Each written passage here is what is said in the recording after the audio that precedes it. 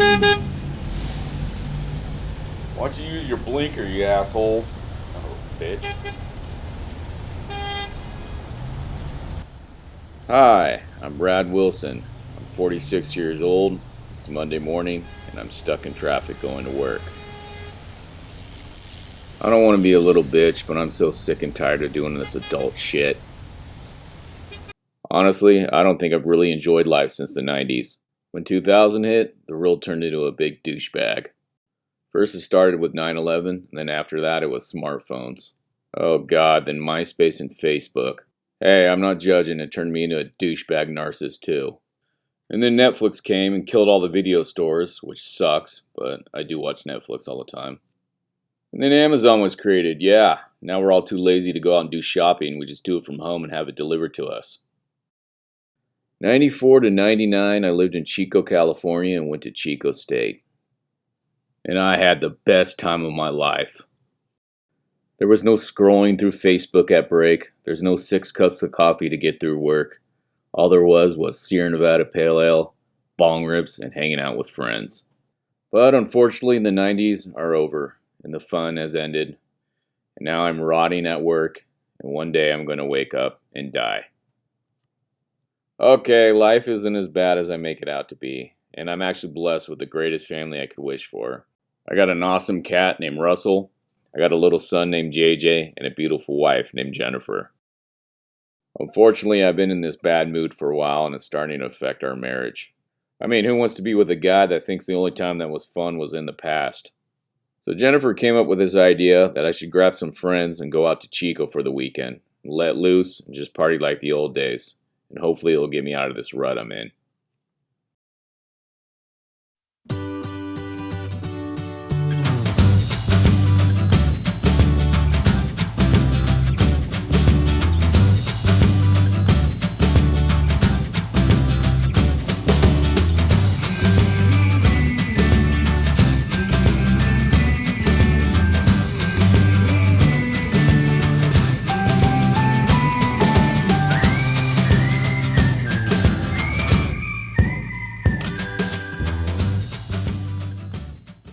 Alright, so I met up with some buddies from work, my good friends Devin and Chad. They always hear me talking about Chico and the good old days, so I think they felt sorry for me, so they came out to cheer me up.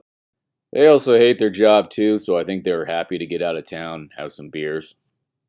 So I haven't been to Chico in a while, but boy, when I walked downtown I noticed it's changed a lot. LaSalle's was remodeled and now looked like a fancy restaurant you'd see in Roseville. A lot of bars have closed since the 90s, like Main Event and Team Players. There used to be this good Mexican restaurant downstairs called La Fonda. They had an all-you-can-eat taco bar. Me and my buddies would get stoned and go there and grub out. It's been closed for a while, and now it's a Chinese restaurant. Some of the old bars from the 90s are still there, though, like Panama and The Bear. The Bear will probably be open forever. It's like a national landmark of Chico. So we started the night out at LaSalle's, and I realized we looked like some really old guys trying to score with some 21-year-old college girls, which is not a good look. I can't believe it's been 25 years I was out here, and I was in my 20s. To tell you the truth, it was kind of depressing being here. I felt old. Devin and Chad left around 8:30. They had to get up early in the morning, go back to Sacramento, and take their kids to Little League practice. To tell you the truth, I was ready to go back to my hotel room, but I couldn't. I came out here for Jen, and to find something to hopefully snap me out of this midlife crisis. So I stayed at LaSalle's and partied my ass off. By myself.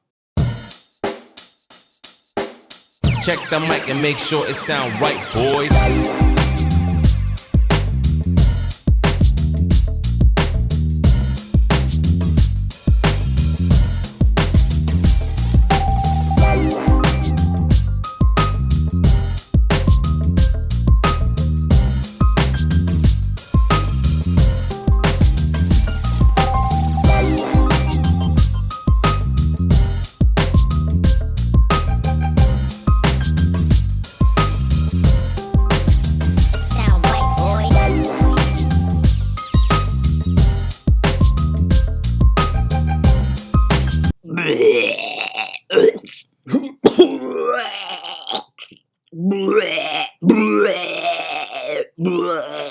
Oh shit, run, dude, that guy's puking everywhere.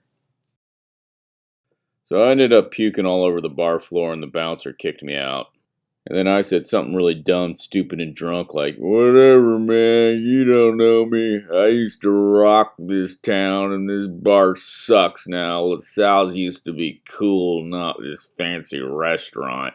What the hell is Chico turning into Roseville? I remember when the bathrooms in LaSalle stunk like vomit. Now they're all clean and smell like air fresheners. So then I did the drunk walk to Tacos Day, where you can get the best burrito you'll ever have, and they're open till 2 in the morning. Oh yeah, and I puked in front of Riley's.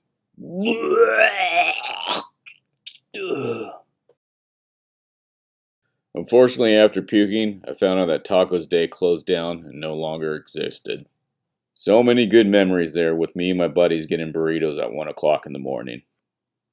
Like my life, Chico has changed, and it's not as good as it used to be. I wish time traveling exists and I'd go back to the 90s and never leave Chico. Unfortunately, the flux capacitor does not exist. So I ended the night walking around Chico State getting really depressed. I then ended up in front of the creepy statues. Hey, creepy statues. I realized I was wasted drunk because I'm talking to some statues. So I laid down by the statues and tried to stop the spinning. Before I passed out, the last thing I remember mumbling was, God, please take me back to the 90s.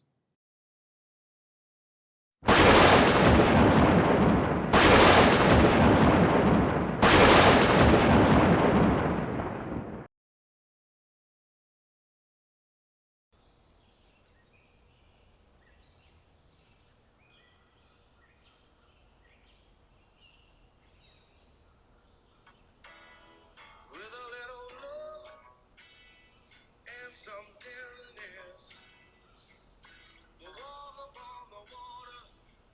So I woke up in the morning, laying in the grass at Chico State, listening to some millennial in the dorms playing Hootie and the Blowfish, which I thought was cool but kind of strange.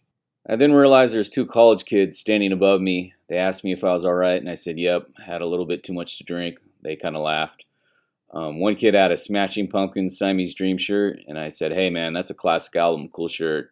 As I walked away, I could hear that kid talk to his friend, and he said that guy must be hella hungover. He's telling me Siamese Dream's a classic album. It's like 2 years old. Then I thought to myself, this is kind of a weird morning. Chico just feels different. And as I'm walking back to my hotel room, I find a Tower Records and a Ray's video store. What the hell is going on? And then I find out my car's not at the hotel room and I can't find my cell phone to call the police. Something's really weird going on in Chico. So before I freak out, I walk downtown just to check things out. So I get downtown and I realize LaSalle's is the old 90s LaSalle's. When I was passed out at Chico State last night, they must have remodeled it to get rid of the new fancy look and go back to the old vintage look. So I then head over to the other side of town and I realize Team Players reopened and Main Event. And the underground record store is reopened right next door to it with the big wall posters of the Doors and Jimi Hendrix that you could get. Wow. And I go to Riley's and I go to the Bear. The Bear hasn't changed that much. It's always the same, so I couldn't really notice too much of a change. But I'm realizing something really crazy is going on. Okay, so I came up with 2 things that might explain what's going on right now. Either somebody put acid in one of my drinks last night and I am frying balls, or I'm having the most realistic visual dream I've ever had in my life. But either way, I think I'm back in Chico in the 90s. So I'm just going to have fun with this. So I'm going to head over to my old dorm room at Bradley Hall, and who knows, maybe I'll even be there. So I walk up to my old room in Bradley Hall 211, and I knock on the door, and the door opens, and thankfully it's not myself, because that would really trip me out. But it's my old roommate, Joe Graham. Joe Graham was the fastest best friend I ever made. This guy was really cool. He introduced me to a lot of different music, like Jimi Hendrix, Allman Brothers, and Sublime, 40 Ounces to Freedom. And we were really good friends for a couple years. Hung out a lot, smoked some green bud, drank Sierra Nevada Bigfoot and Pale Ale, and had some really good times. But after a couple years, we just kind of went our own way, and we ended up just not hanging out that much anymore. And that's college friends. That's just how it is. It sucks, but that's just how it is in college towns. So I sit down with Joe, and he takes a big fat green bowl bong rip, and I tell him what's going on. That I think I'm having an acid trip or some really crazy, very realistic dream. And Joe keeps insisting that he's actually real and not a dream, and I have no idea what's going on. Joe also thinks I smoke some laced green bud, and he'd like to try some if I have any left over.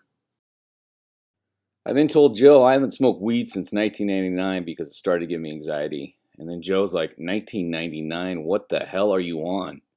I said, look at me, dude. I have a beard. I'm in my 40s. Don't you think something's wrong? I have gray hair. So Joe then takes me to the bathroom and tells me to look in the mirror. Holy shit. I'm young again. I look like I'm in my early 20s.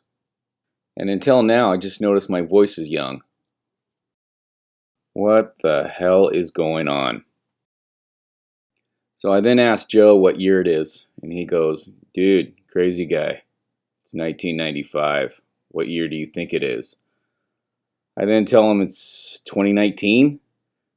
And then Joe says, well, you probably need to talk to like an RA or like someone that owns the dorm or like a counselor or something. Or maybe a doctor. So I tell Joe pretty much everything what's going on. And he says, well, in the future, if I hate my life and I miss the 90s, and now I'm in some crazy dream that I think it is, and I'm in the 90s, maybe I should just relax and enjoy it while it's happening, and who knows, I might wake up tomorrow and be back in 2019. Crazy boy. You know what? Joe's right. I could wake up tomorrow and it's 2019. But for the moment, it really feels like 1995. And I'm back in Chico, California in the 90s, and I'm going to enjoy it, even though it is crazy.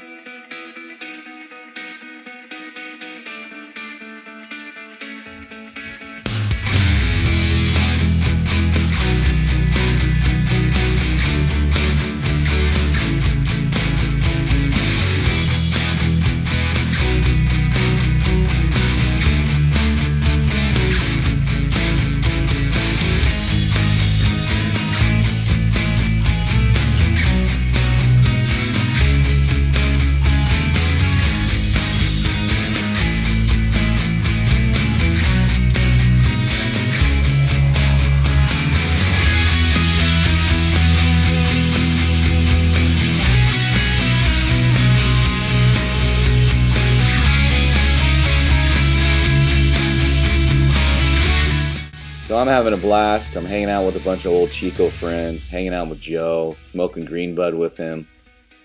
Went downtown to High Anxiety and picked me up a 3-foot graphics bong. High Anxiety was one of the first water pipe shops in Chico. The underground had a back section for water pipes, but High Anxiety had a bigger supply. Back in the 90s, when you were in these stores, you had to say water pipes or they would kick you out. Now, today, in the future, there's bong shops on every corner and they don't really care what you say. Even though I still felt this was a dream, I was living the most fun and stress-free life in Chico again. This is how life should be, hanging out with your friends all the time, sleeping in, ditching school, not living at work for the rest of your life. I went and visited my parents in Sacramento. It was so awesome to see them young again with no health problems. I even started dating this cool girl. Her name was Vanessa, and she liked to smoke lots of weed and watch Up and Smoke and Dazed and Confused. She was like the perfect girl for me. We just hung out, smoked bong rips, and talked about music and movies. I was really high one time, and I even told her how I thought I was from the future. And she actually listened to my story, and she didn't think I was too crazy. She asked me, too, in the future if I was married. And I told her yes, I married a girl from Chico named Jennifer, and I had a kid. I then told Vanessa how I met Jennifer. I was on the Chico State campus, hiding in some bushes, smoking a bowl, and I heard this girl on a payphone talking to her mom and crying, saying that she wasn't enjoying Chico and she wanted to move home. So when she got off the phone, I told her, hey, I didn't mean to eavesdrop, but I heard your conversation and I really think you shouldn't move home. When I first moved to Chico, I got homesick too, and I didn't know many people, and I wanted to move home too. But that would have been the biggest regret of my life because I ended up staying and making good friends and having a blast. So I talked Jenny into staying, and we ended up dating each other. She was really smart, so she helped me with school, and I taught her how to party and have fun. In '99, we both graduated from Chico State, and we moved out of Chico to Sacramento to get jobs and start our lives. You know what? I can't believe I've been a selfish prick. I haven't even thought really about her or my son JJ yet. And I met Jen in '94 and it's '95. So I was like, oh shit. I told Vanessa I was sorry, but I had to leave and go do something. I then drove to Sacramento to Jen's house because I figured she probably moved home. When me and Jen first met, our song was 16 Candles, Molly by the band Sponge. So I played it from my car when I got to her house, hoping she would remember me. Yes, I know I ripped this off from saying anything, but I didn't know what else to do.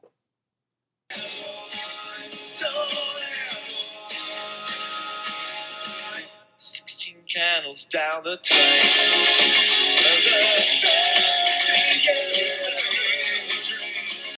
So I screamed her name out like a crazy person. And there she was, the most coolest girl I ever met in my life, and I never thought about her once while I was back here in Chico. What a selfish bastard I was. I told Jen about everything that was going on and how in the future we would get married and have a kid, and somehow I came back from the future. And Jen was always very sweet and nice, so she listened to me, but at the end she told me, you seem like a really nice guy, but I think you got some mental issues and you should probably see a doctor. I was totally heartbroken. She did not remember me at all. So I went back to Chico, totally depressed with a tail in between my legs. So Joe tried to cheer me up. He said, if you think you're from the future, there's got to be a way to travel back. So for now, just enjoy where you are and smoke a bong rip. So I took Joe's advice and I lived through the 90s again. I mean, this was the decade that I missed so much, right?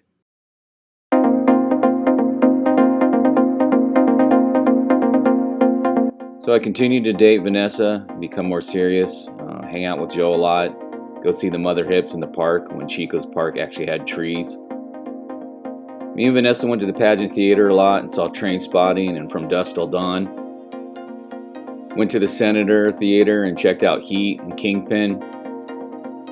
And we spent a lot of time drinking and playing pool at Main Event, dancing upstairs at the Bear, taking shots at Riley's, having Long Island iced teas at Panama's, watching Sublime with Brad Knoll at a downtown bar in Chico, and going for walks and smoking bowls at Bidwell Park. And I smoked a lot of bong rips with Joe and watched music videos on MTV.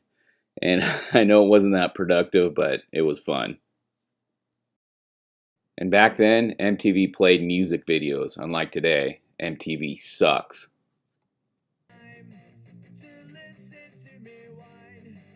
I remember Green Day came out with their album Dookie, and my favorite video was Basket Case.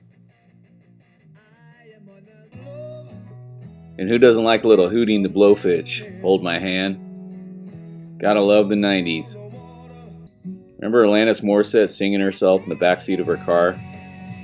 Yeah, I kinda had a crush on her. And a young Gwen Stefani with No Doubt before she became huge and went solo.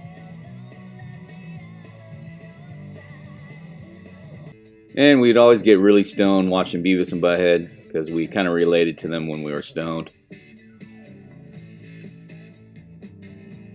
And then we'd trip out on Ian Flux late at night on MTV. You're out of control.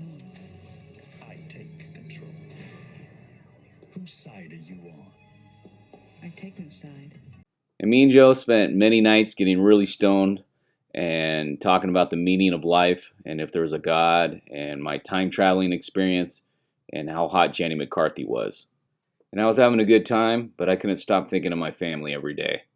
And until I could figure out how to get back to 2019, I couldn't do anything about it.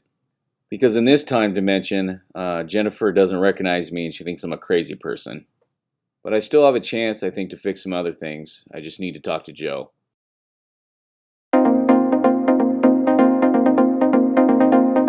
So me and Joe went to Normal Street to have some Dollar Sierra Nevada Pale Ales, and I had to have a serious talk with him.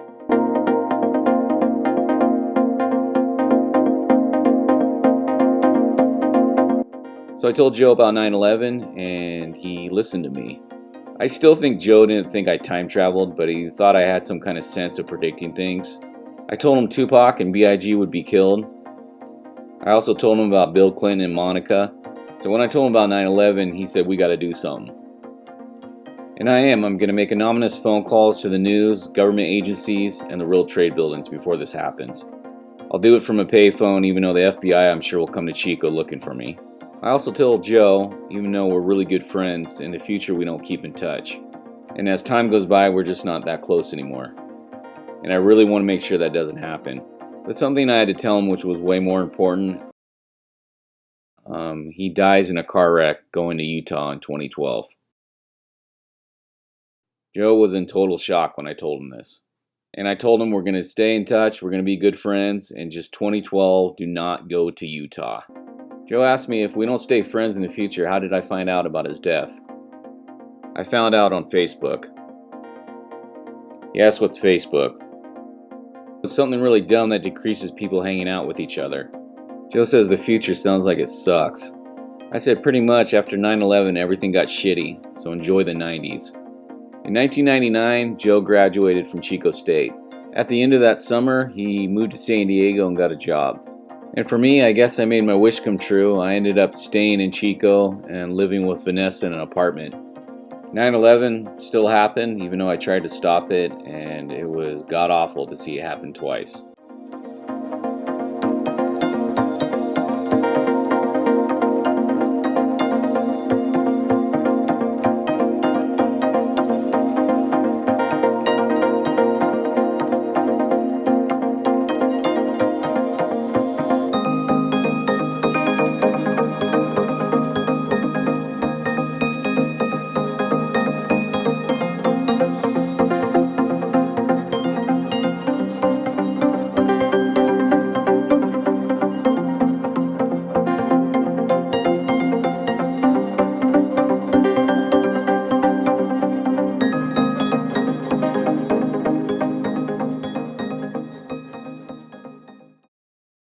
So I dropped out of Chico State and I ended up getting a job at the Bear being a doorman. As time went on, they opened a strip club outside of town called Centerfolds, and Vanessa got a job stripping. And I pretty much in my spare time just hung out, drank, and did some coke when I could afford it. So although my lifestyle wasn't the most uplifting, a positive thing is that I did keep in touch with Joe and we were still good friends. And 2012 came around and he did not die in a car accident, thank God. I thought never leaving Chico would have made me really happy, but actually I've never been more miserable in my life. I started to wear the same Star Wars shirt for like a week straight, not even washing it. I was fat, I was bald, and had no motivation. And it was just a matter of time before Vanessa left me. Come on, man, she's a stripper. What do you think she's gonna do? I didn't go to the bars downtown Chico anymore because I didn't want to look like an old dirty perv, so I went to the bowling alley and hung out with the locals. Chico's an awesome town, and it's a cool place to live your whole life, but to live your whole life there and party like a college kid is probably not the most healthy and productive thing to do. So I got home from work one night, and Vanessa started bitching me out. She said if I didn't lose some weight and get a better job, she was going to stop having sex with me. She also said there's two good-looking guys at her work that are doormen that totally want her. I got pissed off and I said, well, why don't you go have a threesome with them? I then went to the bowling alley and got drunk.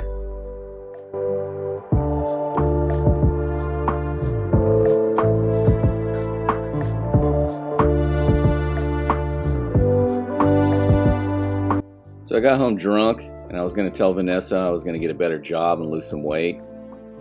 Actually, I wasn't going to do that, but I was going to tell her that so I could get some sex.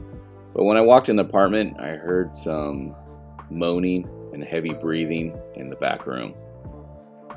So I walked into the room and saw Vanessa having a threesome with the two doormen from her work, and I was like, fuck this shit. So I flipped her off, walked out of the apartment, and walked away from supposedly the life I always dreamed of.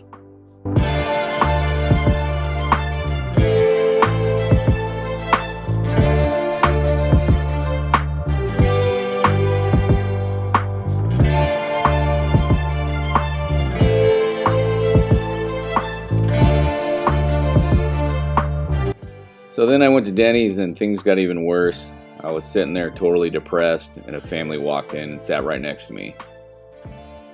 This family made me realize everything I lost because I had a midlife crisis and wished I could be a college kid again. Looking at them made me miss Jan and my son so much, and even my cat Russell. The pain was unbearable. So what did I do? I went to 7-Eleven and got a 40.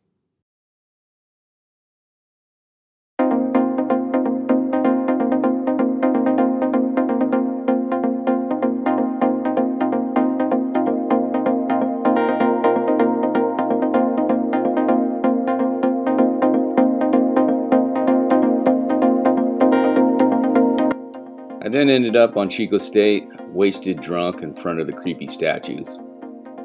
I've been coming here for years, almost every month, wishing for my old life back. And of course, nothing ever happens, but this was the last place I was before I time traveled back to the 90s. So I had a total meltdown, and I begged the statues to send me back to 2019. I know, it's crazy. But me being back in the 90s, that's freaking crazy. So I laid down on the lawn, just like before, and I passed out. And as I was passing out, I could have swore I heard the statues talking. The two ladies on the side were arguing with the lady in the middle. They were saying, "We can't help this guy. We only grant one wish every 100 years. But the lady in the middle was like, "Hey, this is one time we should break our rule. I mean, look at this guy. He's fat, he's bald, he's wearing an old Star Wars t-shirt, and he's probably never going to make love to a woman again."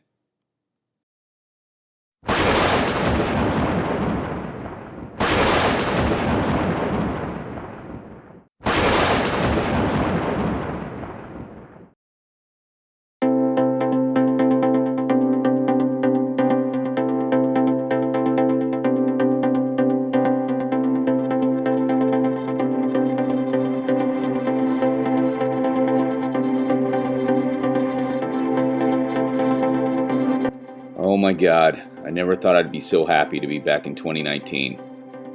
So I raced to my car and got the hell out of Chico.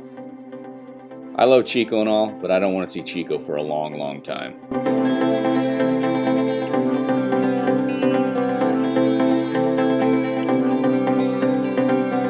I'm surprised I didn't get a ticket flying back to Sacramento, but the faster I can get to my family, the better.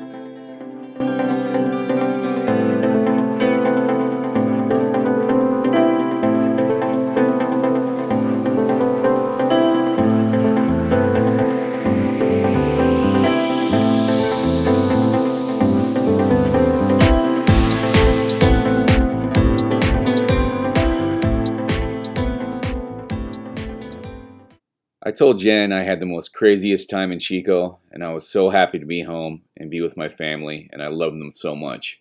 I also told her I'd never complain about my life again or my crappy job. Jen was like, "Are you okay? What happened in Chico? And you love your job. You have a successful business with your best friends." And then I asked her, "Is Joe alive?" Jen was like, "Is Joe alive? Did you do drugs in Chico?" "Yes, of course he's alive. He's running the store with Devin and Chad right now." "We own a store?"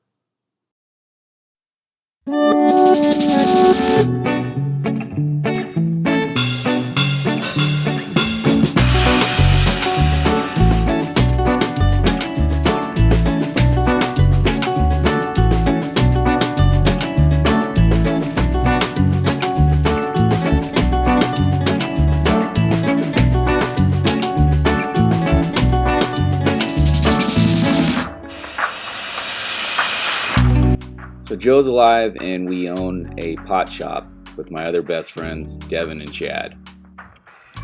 I don't know how this freaking happened, but this is hella cool and I'm gonna roll with it. And also thank you Chico Statue Babes, you rock. So now I work with my best friends, sell weed, and make the world a more happier place. And partake once in a while. In moderation, of course. I also get to hang out every day with my cat Russell. So I am totally lucky how my life turned out, and I will never bitch and complain ever again until 2020 hits.